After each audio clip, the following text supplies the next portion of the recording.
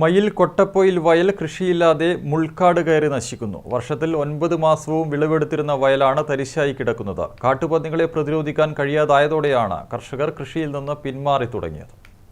മയ്യിൽ 13-ാം വാർഡിലെ നെല്ലറയായിരുന്നു കൊട്ടപ്പൊയിൽ വയൽ.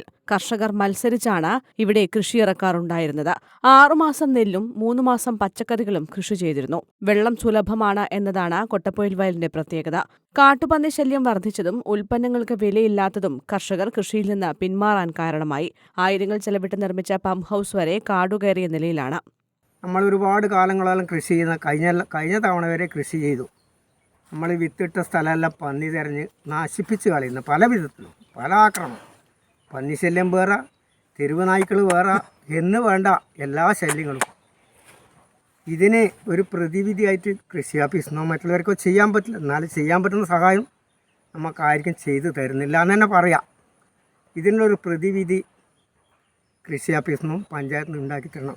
കാരണം നമുക്ക് മുന്നേ ചേമ്പ്, കൂവ, ചേന, പിന്നെ മഞ്ഞൾ ഇതെല്ലാം ഉൽപ്പാദിക്കുന്ന പച്ചക്കറി ഞാൻ 2015 ജനുവരി 27-ാം തീയതി ഇതേ രാജേഷ് സാർ പിടിച്ചിട്ടുണ്ട്. എത്രയധികം പച്ചക്കറിയും എത്രയധികം മുളക് ഉൽപ്പാദിപ്പിച്ചിട്ടുണ്ടെന്ന് ഈ ചാനലിൽ കാണാൻ നിങ്ങൾക്ക് കഴിയും എന്ന് ഞാൻ വിശ്വസിക്കുന്നു.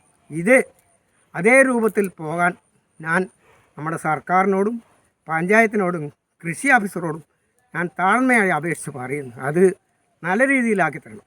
വയലിലെ മുൾക്കാടുകൾ വൃത്തിയാക്കാൻ നല്ലൊരു തുക കർഷകർ തന്നെ ചെലവാക്കണം. അതിന് ആരും മുന്നോട്ട് വരുന്നില്ല.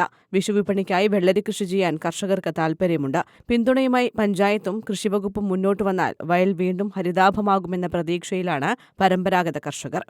News bureau, Irikkur.